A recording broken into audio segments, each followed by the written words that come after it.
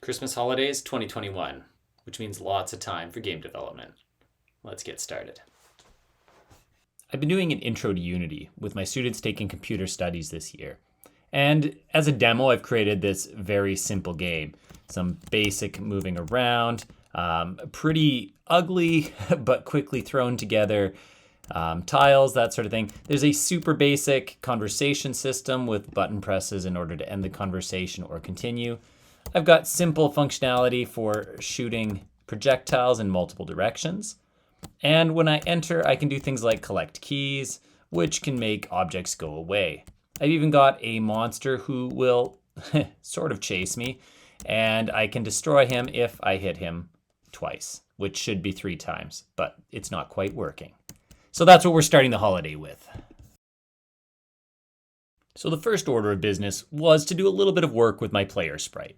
I mean, what's not to love about this guy? But I thought maybe we could do a little bit of improvement.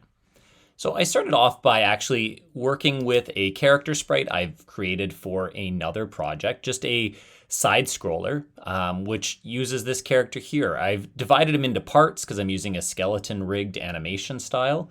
And I thought, great, I've already got the character created. It'll be easy to put him into my dungeon crawler. Boy, was I wrong.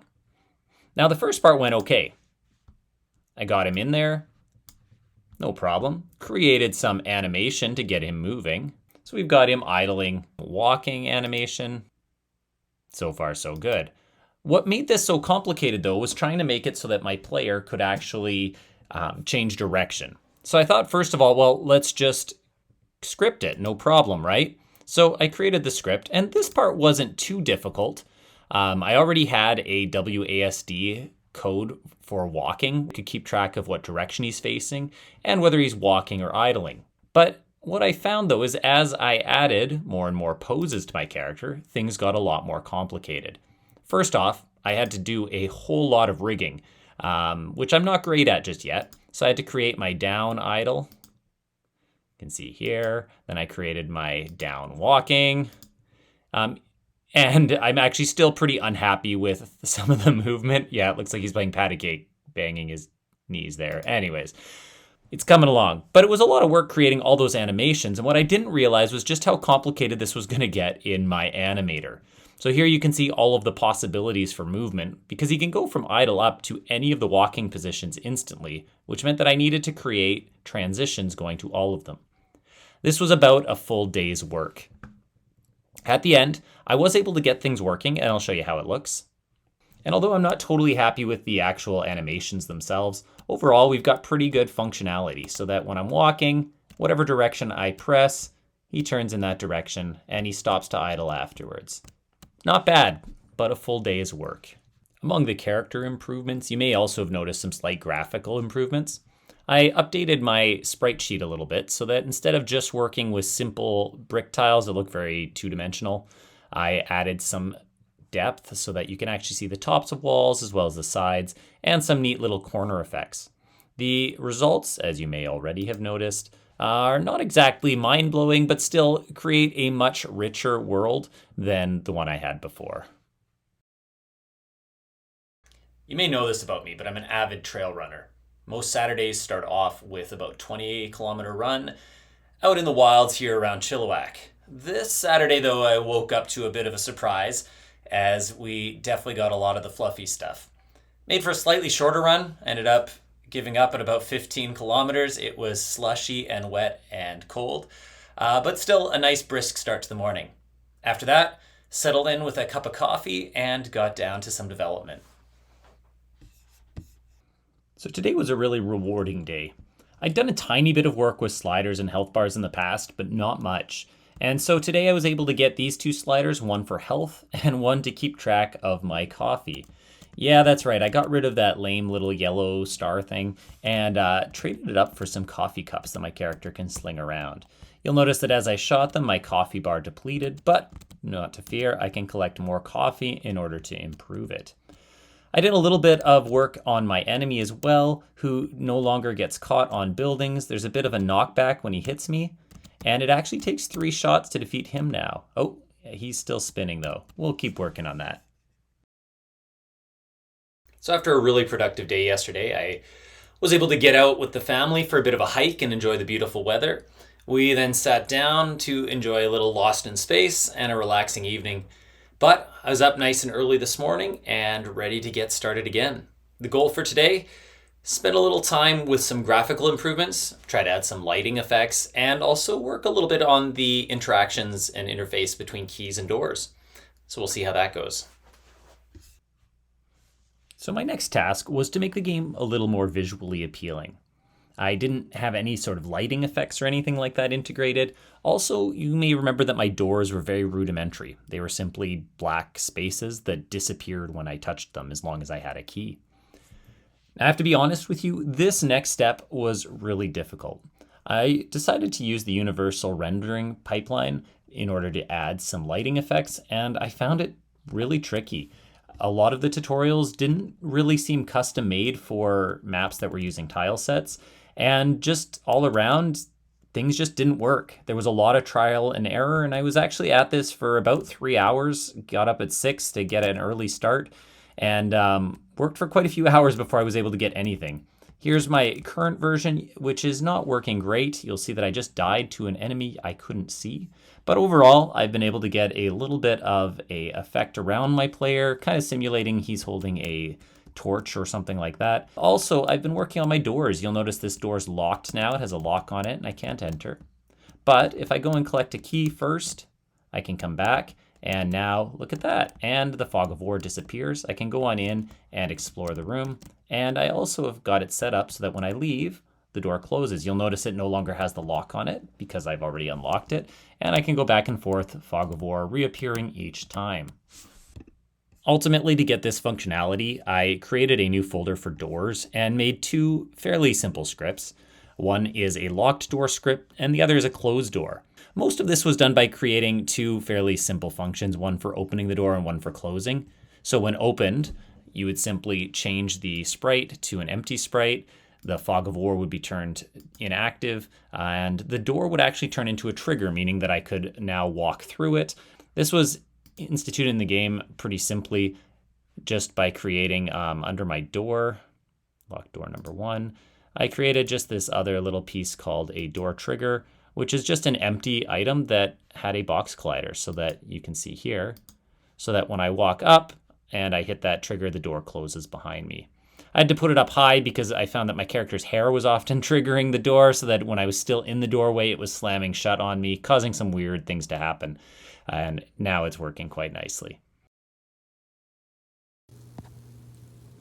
All right, so here I am at 4:30 a.m. It's an early one. It's cold outside, but I need to get a little bit of exercise in, even in the winter. And so I'm gonna give this my best effort this morning. Heading out into the cold, grabbing my headlamp, and getting this day off to a good start. After a very cold, very bracing start to the morning, I settled in at home. We actually had family come to visit today. It is just a couple days till Christmas, and the in-laws stopped in to visit. So it was nice to do something that didn't require too much brain work. I just kind of sat back and did some animating while doing some visiting and sitting around, that sort of thing. The creation of my castle graphic today was actually 2 days worth of work. I am not a pixel artist, and so it was kind of an experiment today, just repeating, using a lot of copy and paste of different items, starting with a very basic brick and floor tile. But yeah, after 2 days of work, kind of trying stuff out and learning as I went, I was able to create a castle graphic that, I gotta say, on the whole, I'm pretty happy with. Again, a lot of trial and error, spent a lot of time sort of creating something only to find out I didn't actually like it and then taking it back away again. But at the end of 2 days of work, I have a graphic that I like and that I'm gonna use going forward. Now, you might expect that Christmas Eve would be a day that I wouldn't have gotten a whole lot done, but actually ended up with a bunch of time in the morning when I was able to sit down and actually do some work. My wife was working in the morning, kids were busy, and we weren't leaving town until the afternoon, so I worked a bit on my character animations in the morning, And in the late morning, spent some time working on some scene transitions. So I'm really happy with my progress today. It might not look like much, but this is actually some pretty complex scripting going on, which has led to this point. I wanted to find a way to add some transitions between scenes so that I could move back and forth between different floors of my castle, and who knew it could be so tricky? I borrowed a tutorial from Brackeys in order to figure out how to add the fade out, fade in effect that you're noticing here. But what's really cool is all of the other things that went into this that I had to figure out on my own. So for example, originally, if I approached these stairs from the left, facing right, when I got to the top, I'd be facing the wrong direction. And so I had to code in the details of how to get him facing the correct direction. Perhaps the biggest problem I had originally was that when I walked toward these stairs, if I continued to hold down the right direction button, my character would continue to walk right. He'd go right through the walls and just keep walking on forever rather than stopping right when he gets to the staircase. This took a fair bit of work in coding, but the thing that was really cool about it is that I was able to make it all happen on my own using code that I could figure out and without having to use a tutorial the whole way. So pretty impressed overall with the progress today, and now I've got the opportunity to add multiple scenes and make the game far more interesting. Christmas was pretty awesome around here. Had the chance to go and visit some family, and we got to exchange gifts, play lots of board games, and enjoy some delicious food. It also snowed a lot, which is something I love. And so it snowed all day Christmas and pretty much all day Boxing Day, which made for some awesome snowy runs. Also, as you can tell by this picture, some really, really cold runs. But in between all of the running, the great food, and the board games, I found some time to sit down and do a little bit of programming as well. Being together with family, I found, was a good time to work on animation. It allows me to still visit and kind of hang out with everybody, but also continue to make progress. Started off by doing a little bit of work on some objects that I was going to use to make an armor shop. And I created all of the individual pieces, as you can see here, then put them together into this armor shop, which is just a Photoshop set with all of the little pieces that I created in my other file kind of moved together. However, when I showed this to my son, he pointed out, wait a second, are you even going to have weapons in your game? Aren't you using coffee as your weapon? And so I decided it was time to make a cafe. Using many of the same principles, I created this graphic here. Each of these is an individual graphic, so each coffee cup is a separate image, each chair and that sort of thing that I can move and manipulate. So today I returned to coding my game, and I learned something new about coding. That is that every time you switch scenes in a game, all of your variables get erased. Which means, for example, that if you collect a key in one of your scenes, leave the scene, the key comes back, and then it comes back again, and it comes back again. This got me thinking of some old school role-playing games like The Legend of Zelda, where you could attempt a puzzle, and if you made a mistake, you just had to leave the room and come back, and everything would be reset the way it was. I couldn't help but wonder if that was actually planned to be that way, or if it was simply because their game engines did this by default and they decided to include it as a game element.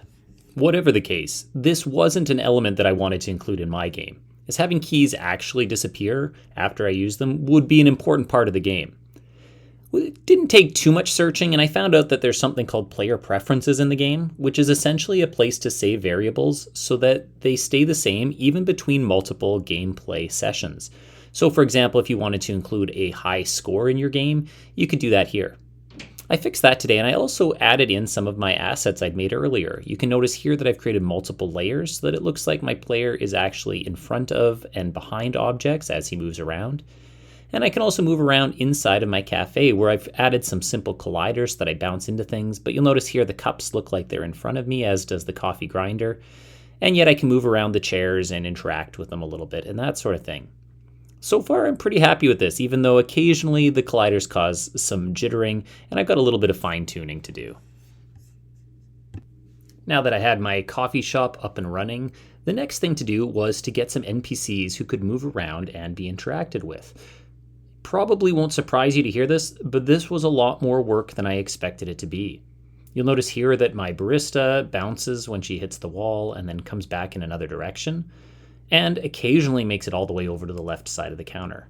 However, it was surprisingly hard to get her programmed so that she actually did this simple amount of movement, but then trying to get her to move more naturally was even harder yet. Ultimately, I set up a little bit of randomization where my character would walk for a set amount of time, which was random between 1 and 3 seconds. At the end of that, they would change their animation to be facing up, and then the randomization would happen again. Unfortunately, just due to some simple math, she often would get stuck in the corner, and I had to improve my code a little bit to fix that. And I also used this little flip function here, which is just a simple movement that made it so that she changed direction depending on which way she was walking. December 28th was a travel day for us as we headed home, and getting home I was feeling kind of worn out, and so I decided not to take on any difficult programming things today, and I just spent a little time working on graphics. I spent a good part of the evening kind of playing around with this sample inventory graphic, which actually I'm pretty happy with in the end. You'll notice each of these parts is customizable. But yeah, one evening's work, and at the end I have an inventory system that I actually quite like the looks of. With this inventory design in place, I knew it was time to start programming, but I also knew that programming a full inventory system would be a big task. So I decided to start with this rather small one that you see here with just 4 slots and a minus button that allows you to drop items when you're done. The next day was all about bug fixes for my user interface. As you noticed in that last video, the minus button wasn't always working. Also, when I dropped items, they often wouldn't show up, or I would have multiple items showing up in a single inventory slot. All of these things took quite a while to sort through, but as you'll notice here, it's starting to work pretty good now. I've also added a section down below where you can keep track of the number of keys that I currently am holding, and that number goes down each time I use a key. New Year's has come and gone, and I'm getting close to being ready to actually start making my game function, but I did need to add a currency system. You'll notice here that I've now added some $5 bills you can collect, and they also get added up along with my keys. And here you can see that my inventory system is fully working now. I can drop items, no problem, and then pick them back up again and even use them. No dungeon crawler is really complete though without some obstacles besides monsters to fight. And so I spent a little time creating this spike trap. I made the image myself in Photoshop and programmed it so that when you step on it, it activates half a second later. It took quite a while to get all of the details right, but ultimately, toward the end here, I felt like things were actually working quite nicely. You'll also notice that I added some nice little particle effects in order to make the game more satisfying. So for example, when I walk onto the spikes and trigger them, you'll notice a little blood effect spurting from my character. Similarly, when I shoot the monster, you can also see some effects. It's not perfect, but it's getting there. And in the final day of Christmas vacation, I decided to add one last feature, which was just pop-up text to show when damage or healing is occurring. I find that this adds a lot to the game and just helps you to feel better about what's going on and happening in the game. We had a bit of a surprise right at the end of Christmas break where it turned out that the government closed us down for an extra week. And while I had lots to do at school, it also gave me a little time to put some more polish into the game. Here you can see a side-by-side comparison of the game at the start of the break versus my finished version. Hopefully you'll agree with me that it's come a long, long way. Thank you so much for taking the time to watch the video. I hope you enjoyed watching my development journey over the 2-week break for Christmas this year.